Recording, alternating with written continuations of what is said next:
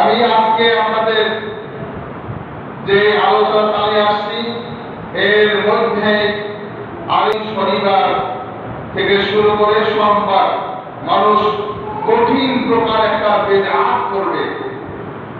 নতুন বিদআত সৃষ্টি করা মানে নতুন সৃষ্টি মানে নতুন আল্লাহর উপাসনা করা। যারা এই বিদআতকে স্থাপন করবে, আমল করবে, সুন্নাত ভালো পুণ্যের কাজ মনে করে আমল করবে, তারাই শিরক করলো। তারই নাম হচ্ছে ঈদে মিলাদুন নবী, মানে নতুন একটা আনন্দ, যেটা আনন্দের দিন না, যেটা শোক পালনের দিন, যেটাকে বলা হয় ঈদে মিলাদুন নবী। ওটা নতুন সৃষ্টি, ওটার নামই বিদআত। যারা এই ঈদে মিলাদুন নবী পালন করবে তারা এই নতুন ভাবে একটা বিদআত করবে, অপর পাশে বলা হচ্ছে একটা শিরক করবে। যাদের আকীদা যেটা পুণ্যের কাজ, ভালো কাজ। কেন ভালো কাজ? রাসূল সাল্লাল্লাহু আলাইহি সাল্লামের জন্ম দিবস পালন করলাম, যেটা ইহুদিরা করে, যেটা হিন্দুরা করে, কোন মুসলিম জাতি করতে পারে না। আল্লাহ তাআলা বলেছেন সূরা ইমরানের 31 নম্বর আয়াতে বলেছেন, হে আমার বান্দা বান্দীরা শোনো, তোমরা যদি আমার নিকটবর্তী হতে চাও, আমাকে ভালোবাসতে চাও, জান্নাতমুখী হতে চাও, জান্নাত লাভ করতে চাও, তাহলে মুহাম্মদ সাল্লাল্লাহু আলাইহি সাল্লামের উপর যে দ্বীন, যে ধর্ম, যে আইন, যে আদর্শ প্রতিষ্ঠা হয়েছে তাকে তোমরা ফলো করো, ওটাকে তোমরা মেনে নাও। যারা ওটা মেনে নেবে তারাই আমাকে ভালো বাসতে পেরেছে বলে প্রমাণিত হবে। কেননা রাসূল সাল্লাল্লাহু আলাইহি সাল্লাম এমনই নবী যার নামের আগে বলা হতো আল আমিন। আল আমিন না, আল আমিন অর্থ দাঁড়াচ্ছে বিশ্বাসী। এমন বিশ্বাসী যেখানে ক্ষুদ্রতম সন্দেহ করার সুযোগ নাই। তিনি বলছেন এই মিলাদুন নবী পালন করে কারা? যারা অত্যাধিক রাসূলকে ভালোবাসে, ভালোবাসতে বাসতে এমন পর্যায়ে নিয়ে যায় যেটা আল্লাহকে পিছনে রেখে রাসূল সাল্লাল্লাহু আলাইহি ওয়াসাল্লামকে সামনে নিয়ে যায়, এমন ভালোবাসা। এই জন্য রাসূল সাল্লাল্লাহু আলাইহি ওয়াসাল্লামের ছোট্ট একটি উদাহরণ দিয়ে আলোচনা শুরু করি। সেখানে এক সাহাবী দেখলেন যে রাসূলের সাথে এক ইহুদি সামান্য একটা ব্যাপার নিয়ে কথা কাটাকাটি করছে। সামান্য একটা ব্যাপার নিয়ে কথা কাটাকাটি করছে, যদিও কথাটা সত্য। ওই সাহাবী রাসূল সাল্লাল্লাহু আলাইহি সাল্লামকে জিজ্ঞাসা করলেন, ইয়া রাসূলুল্লাহ, হে আল্লাহ তাআলার রাসূল, আপনি এই ইহুদির সাথে কি নিয়ে ঝগড়া করছেন?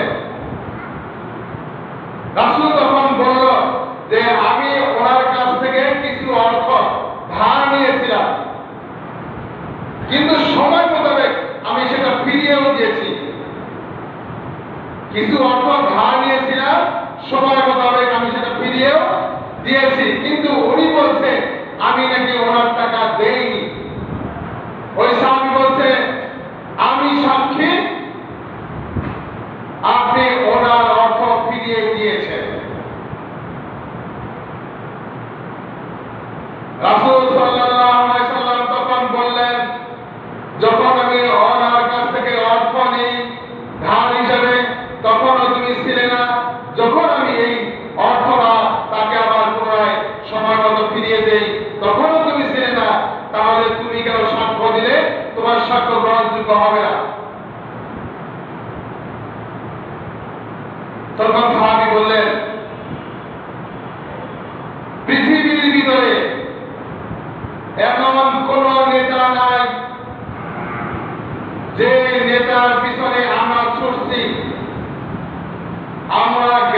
দিয়ে বলতে পারবো না এই নেতা কোনোদিন মদ খায়নি, এই নেতা কোনোদিনও জিনা করেনি, এই নেতা কোনোদিনও মিথ্যা বলেনি, এই নেতা কোনোদিনও মানুষের ক্ষতি করেনি, কোনোদিনও সুদ খায়নি, কোনোদিনও মানুষের সম্পদ জবরদখল করে নেয়নি।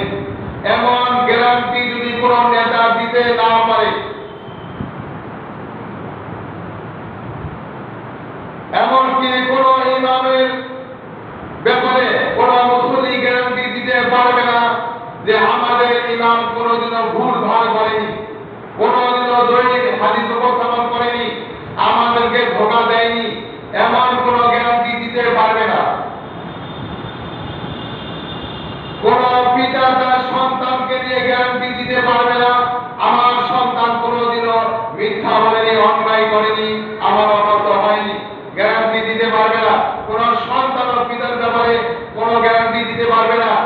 স্ত্রী জানে তার স্বামী কতটা ভালো, কতটা খারাপ, কতটা ইমানদার, এর চাইতেও নিখুঁত ভাবে গ্যারান্টি দেওয়া যাবে মুহাম্মদ সাল্লাল্লাহু আলাইহি ওয়াসাল্লামকে বিশ্বাসিত পৃথিবীর মধ্যে একজন বিশ্বাসিত নবী, বিশ্ব নবী, বিশ্ব মানব জাতির জন্য আল্লাহ তাআলা তাকে নির্বাচন করেছেন, তিনি মিথ্যা বলতে পারে না।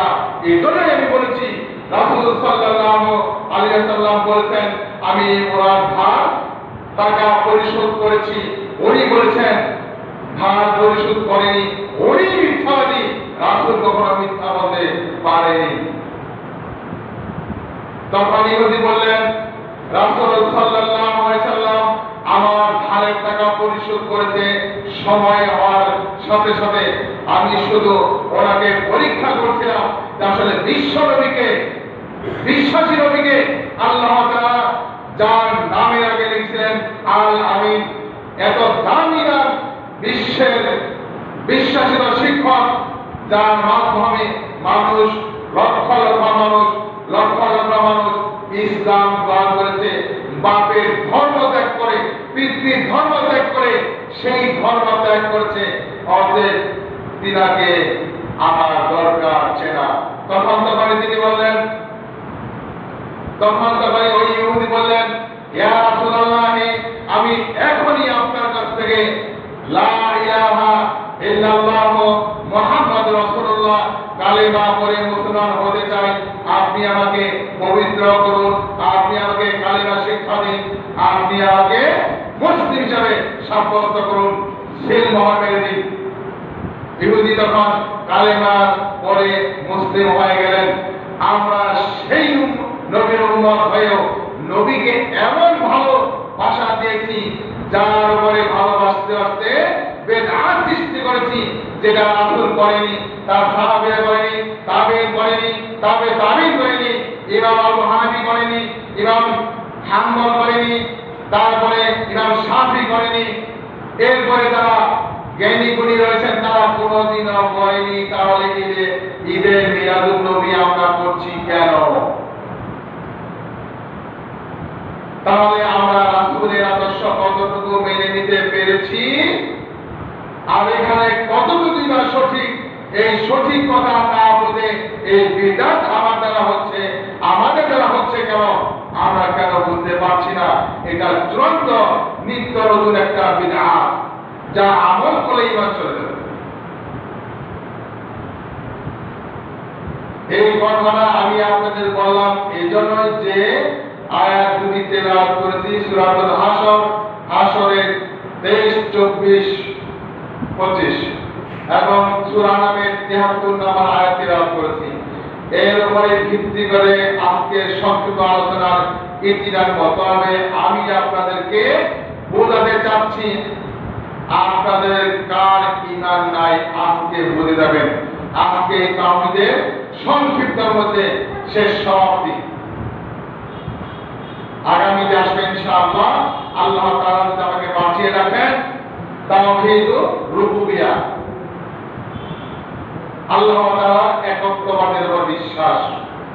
আমরা কতটুকু মুসলমান হতে পেরেছি, কতটুকু প্রকৃত মানুষ হতে পেরেছি, প্রকৃত মানুষ হওয়ার জন্য আমাদের কি করা উচিত আমরা এটাই জানি না। আবার দাবি করি আমরা ঈমান এনেছি, জান্নাত পেয়ে গেছি, কোনো সমস্যা নেই, এত দোয়া করা লাগবে, এত নামাজও পড়া লাগবে না। আল্লাহ তাআলা বলছেন, আজকে আমরা যে নেতার পিছনে ছুটছি ওই নেতা হচ্ছে আল্লাহ তাআলার দাস, যিনি বাংলাদেশের না সব দেশের একজন প্রধানমন্ত্রী, তিনি হচ্ছেন ওই রাজার গোলাম। তাকে বলতে হবে রাজার গোলাম। তিনি যদি দাবি করে আমি রাজা, তাহলে আল্লাহ তাআলা এখানে কি বলছেন দেখেন, ওয়াল্লাহুল্লাযী, তিনি আল্লাহ, তিনি লা ইলাহা ইল্লাহু, তিনি আল্লাহ, যিনি সারা একমাত্র ইবাদতের উপযুক্ত কেউ নাই। তিনি আল্লাহ, যিনি সারা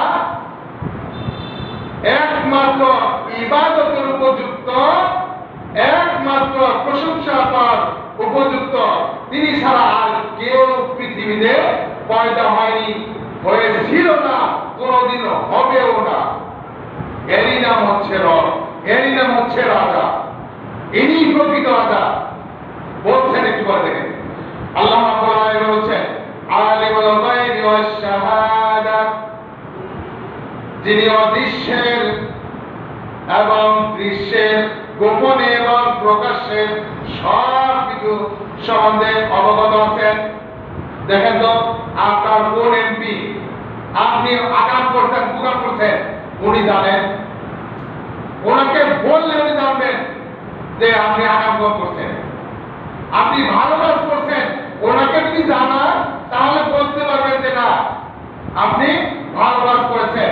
আপনার পিতাও বলতে পারবে না, আপনার মাও বলতে পারবে না, কিন্তু একজন বলতে পারবেন, তিনি হচ্ছেন আল্লাহ তাআলা।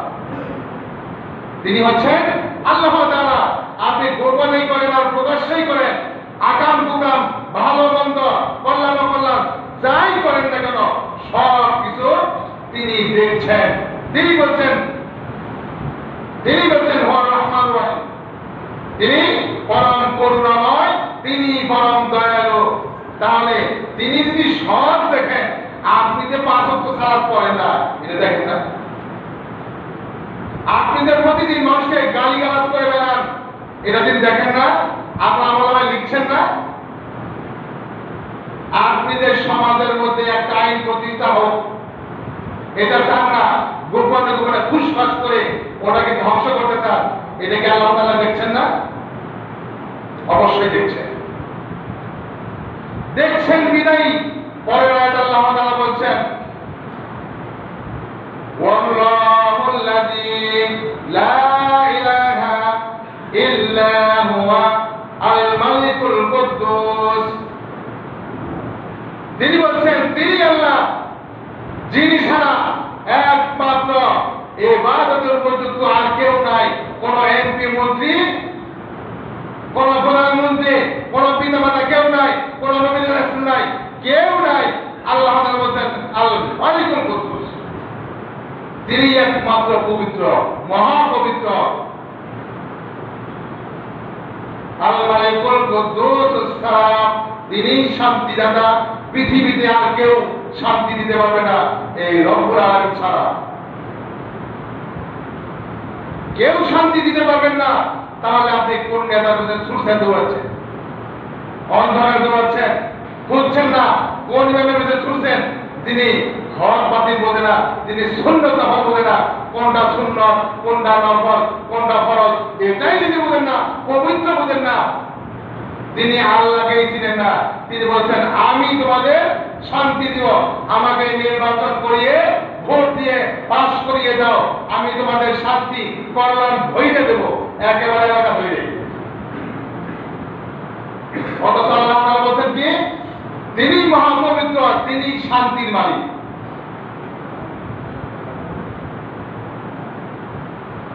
এরপর আল্লাহ তাআলা বলছেন সালামুল মুমিনুন ওয়া হাইমিনুন, আমি নিরাপত্তা দাতা, আমি আশ্রয় দাতা। তাহলে তিনি হচ্ছেন মহাপবিত্র, এমন কোন এমপি মন্ত্রী নাই যে উনি মহাপবিত্র বলতে পারে। ওনার স্ত্রী বলতে পারে ওই এমপি মন্ত্রী কত বড় শয়তান। ওনার স্ত্রী বলতে পারবে ওই এমপি মন্ত্রী কত বড় বদমাইশ, মদ খায়, দিনে দুপুরে জিনা করে, জিনার আইন পাস করে দেয়। ওনার স্ত্রী ছাড়া আর কেউ বলতে পারবে না পৃথিবীতে। ওনার স্ত্রী ছাড়া কেউ বলতে পারবে না ওই এমপি সাহেব, মন্ত্রী সাহেব, চেয়ারম্যান সাহেব কত ভালো আর কত খারাপ। এটা শুধু ওনার স্ত্রী বলতে পারবে, আর কেউ বলতে পারবে না।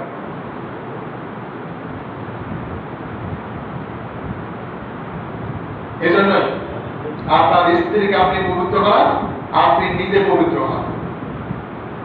এবার আল্লাহ বলেন আজিজুল জব্বারুল মুতাকাব্বির। আজিজুল জব্বার তিনি হচ্ছেন পরাক্রমশালী, আর তিনি হচ্ছেন প্রতাপশালী, প্রভাবশালী। আমরা যারা পৃথিবীতে 2-3 মালিক হইয়া 200 কোটি 300 কোটি টাকার মালিক হইয়া এমন রাজা হয়ে গেছি যে আমরাই প্রতাপশালী। আমার বাপের আইন, আমার আইন যদি তোমরা না মানো তোমাদেরকে ফাঁসিতে লটকাবই, তোমাদেরকে হত্যা করবই। আমার বাপকে বলতে হবে অনর্থক, রাসূলকে বাদ দিয়া আমার বাপকে বলতে হবে, আমার ভাইকে বলতে হবে, আমার মাকে বলতে হবে অমুক্ত।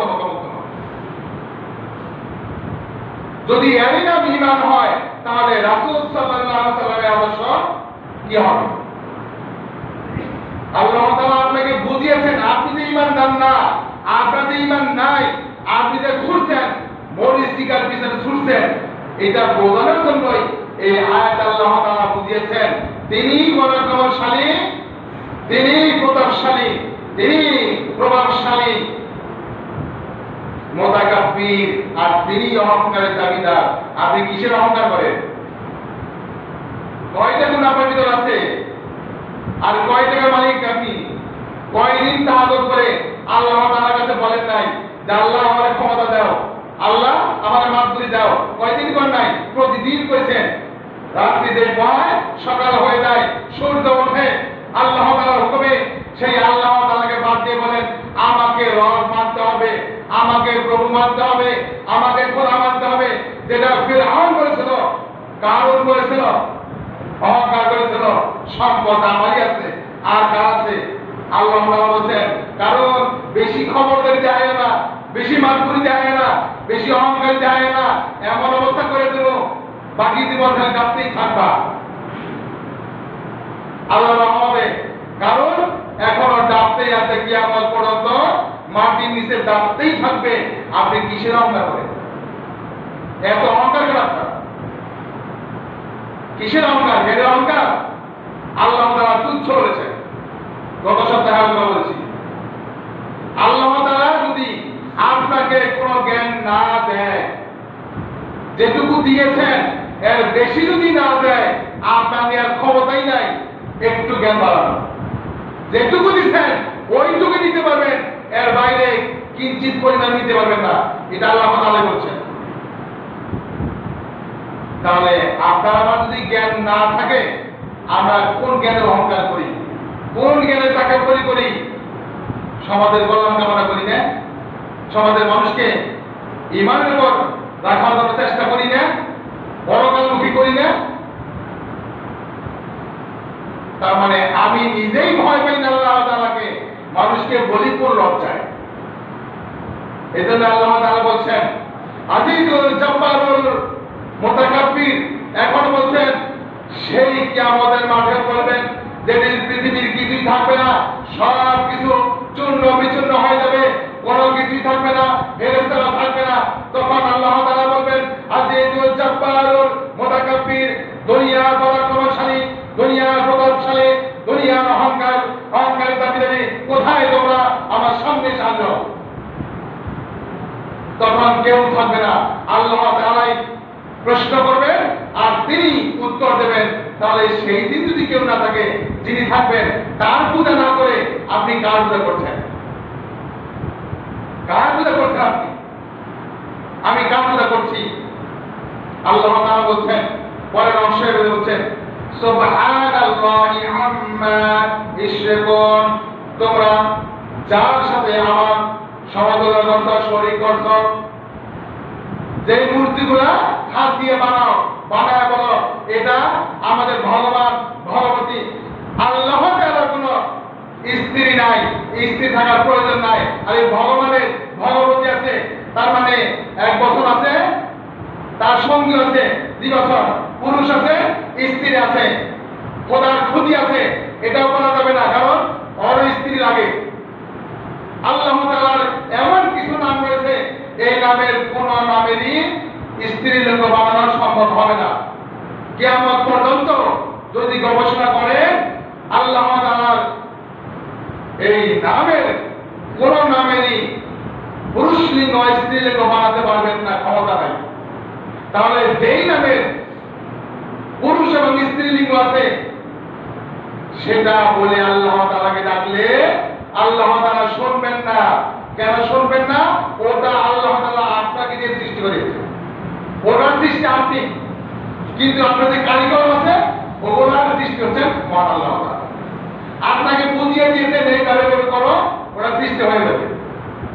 ওটাই বলছেন যাকে তোমরা আমার সাথে শরীক করো আমি তার থেকে মহা পবিত্র।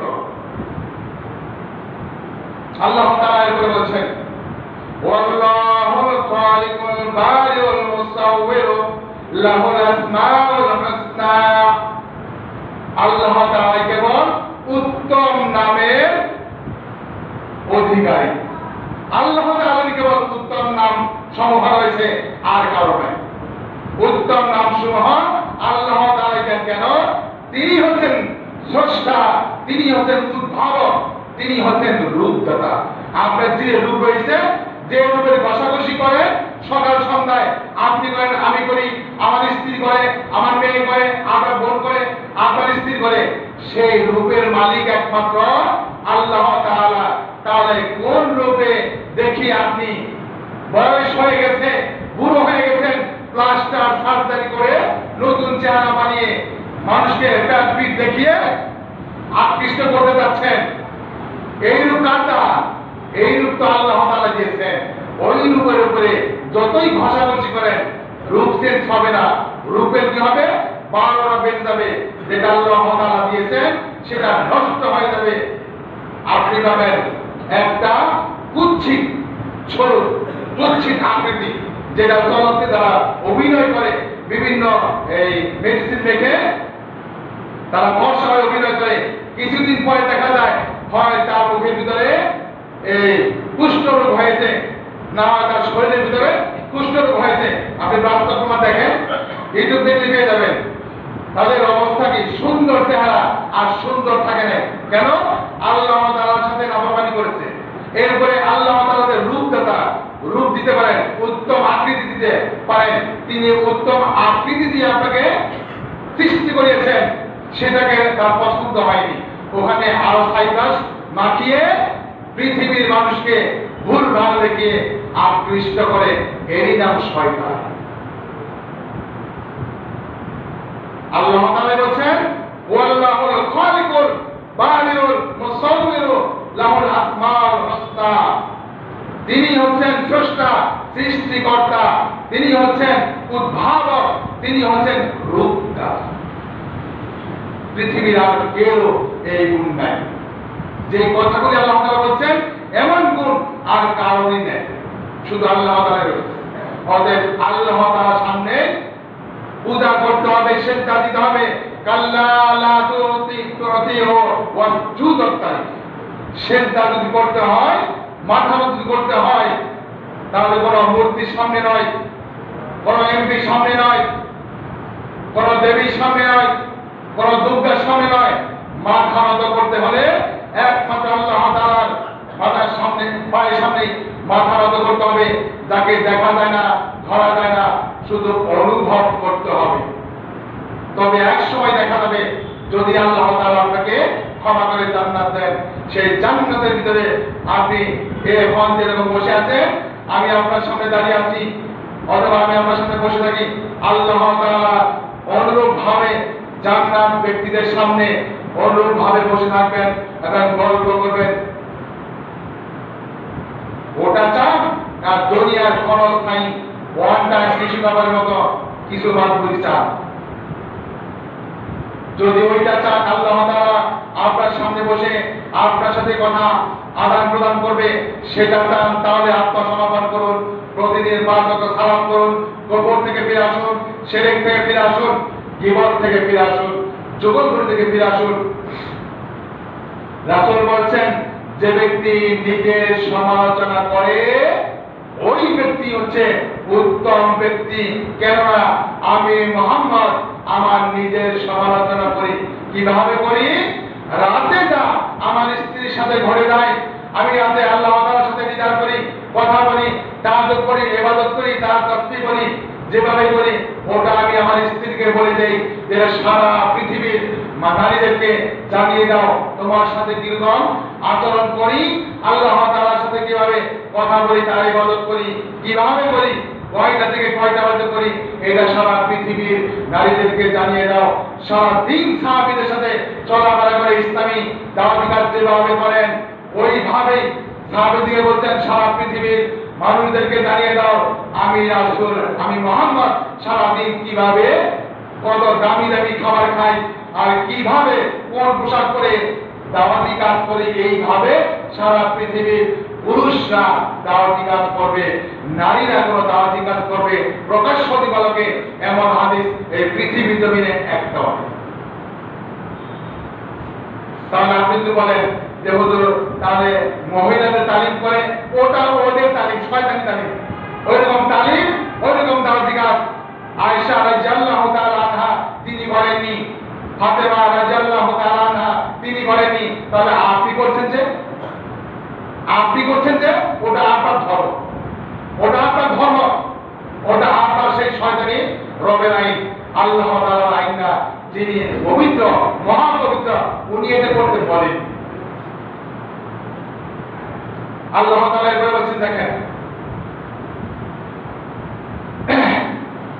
আলিমুল গায়বি ওয়াশ শাহাদাতি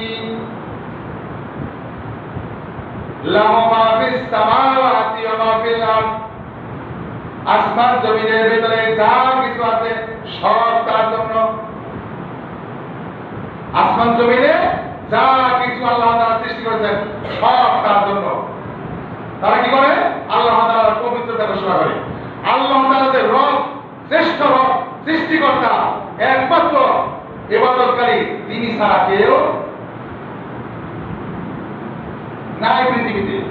অতএব শুধু ওনারই পবিত্রতা প্রকাশ করে যে ওই আল্লাহ মহাপবিত্র, ওই আল্লাহর গুণ ক্ষমতা এত বড়, ওই আল্লাহ চিরকাল থাকবেন, আছেন, থাকবেন, ছিলেন।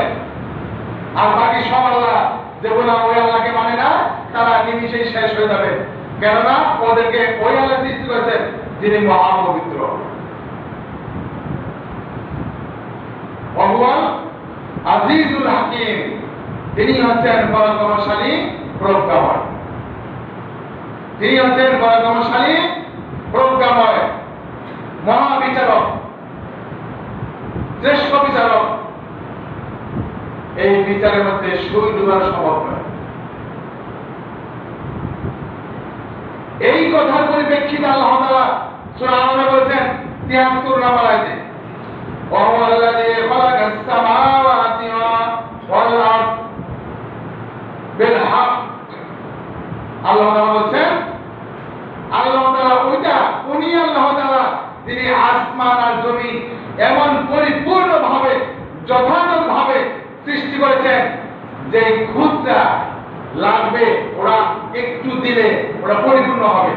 যেরকম ধরেন আপনার কোন কন্ট্রাক্টর একটা মসজিদ করেছে, ইঞ্জিনিয়ার একটা মসজিদের একটা ম্যাপ করেছে, কন্ট্রাক্ট পেশা ওরা এটা পরিপূর্ণ করেছে। কোন মানুষ যদি বলতে পারে যে এই জায়গাটা যদি একটা ইট বানিয়ে দিত তাহলে কি হতো? সুন্দর হতো। কিন্তু আল্লাহ তাআলা এমন একজন সৃষ্টিকর্তা, এমন কন্ট্রাক্টর, এমন ইঞ্জিনিয়ার যিনি আসমান জমিন এমন ভাবে সৃষ্টি করেছেন কোথাও আপনি বলতে পারবেন না এখানে এইটুকু দিলে মনে হয় ঠিক হইতো, এমনটা বলা সত্যি কারণে। তিনি হচ্ছেন আল্লাহ তাআলা। তিনি বলছেন যে এই আসমান জমিন ওই আল্লাহ তাআলা সঠিকভাবে সৃষ্টি করেছেন, পরিপূর্ণভাবে সৃষ্টি করেছেন। ইয়াউমা ইয়াকুন ফায়াকুন। উনি এমনই আল্লাহ, যখন বলবেন হয়ে যাও ফায়াকুন, সঙ্গে সঙ্গে তা হয়ে যায়। আমাদের বাংলাদেশি বলেন, আর ইন্ডিয়ায় বলেন, আর পাকিস্তানি বলেন, আর মিশরে বলেন, সৌদি আরবে বলেন, যেখানে আপনি বলেন, এমন কোন শাসক নাই, এমন কোন রাষ্ট্রপতি নাই, প্রধানমন্ত্রী নাই যে কোন পৃথিবী হয়ে যাবে এমন ক্ষমতা কারো আছে? আছে এমন ক্ষমতা কারো? বুঝতে পারবেন? সম্ভব নয়। আর ওই আল্লাহ এমনই মহাপবিত্র, শুধু বলবেন কোন হয়ে যাও ফায়াকুন, সঙ্গে সঙ্গে হয়ে গেছে। আমাকে আপনাকে আল্লাহ তাআলা বলে, হ্যাঁ সাহেব, তোমার মৃত্যুর সময় হয়ে গেছে, তোমার টাইম শেষ, কথা বলার শক্তি নাই। আমার মতো শাহিনের ক্ষমতা নাই যে একটা কথা আর বলে, টাইম শেষ। তাহলে আল্লাহ তাআলা যদি বলেন টাইম শেষ, আপনার কোনো ক্ষমতা নাই, আমার কোনো ক্ষমতা নাই দ্বিতীয় কোনো শব্দ উচ্চারণ করা, তাহলে আমি আর আপনি কোন আল্লাহ ইবাদত করি যে আল্লাহ ওটা পছন্দ করে না? তাগুত কাকে বলে? ওই তাগুত পছন্দ করে না। ও কথা তো একটা বেশি, আপনি তাগুত বোঝেন না, তাগুত কারে কয়? তাগুতই বোঝেন না, তাগুত কারে কয়? হক কারে কয় এটাই বোঝেন না, কিন্তু হক প্রতিষ্ঠা হোক এটার বিরুদ্ধে খুব লেগে বলে। এই জন্য আল্লাহ তাআলা আমাদেরকে বুঝিয়েছেন যে তাগুত বুঝো, তাওহীদ বুঝো, তাহলে জীবন সুন্দর হয়ে যাবে। তাহলে আল্লাহ তাআলা আমাদেরকে কি করবেন? সঠিক পথে পরিচালনা করবেন। আল্লাহ তাআলা যদি আমাকে সুযোগ দান করেন, জীবিত থাকি, আল্লাহ তাআলা বাঁচিয়ে থাকেন, তাহলে বাকি আলোচনা আগামী সপ্তাহে বলার চেষ্টা করব। আল্লাহ তাআলা সেই তৌফিক যেন আমাকে দেন এবং আপনাদেরকে যেন শোনার মতো পরিবেশ করে দেয়। ওয়া আখিরু দাওয়ানা আলহামদুলিল্লাহি রাব্বিল আলামিন। সুবহানাকা আল্লাহুম্মা ওয়া বিহামদিকা আশহাদু আল্লা ইলাহা ইল্লা আনতা আস্তাগফিরুকা ওয়া আতুবু ইলাইক।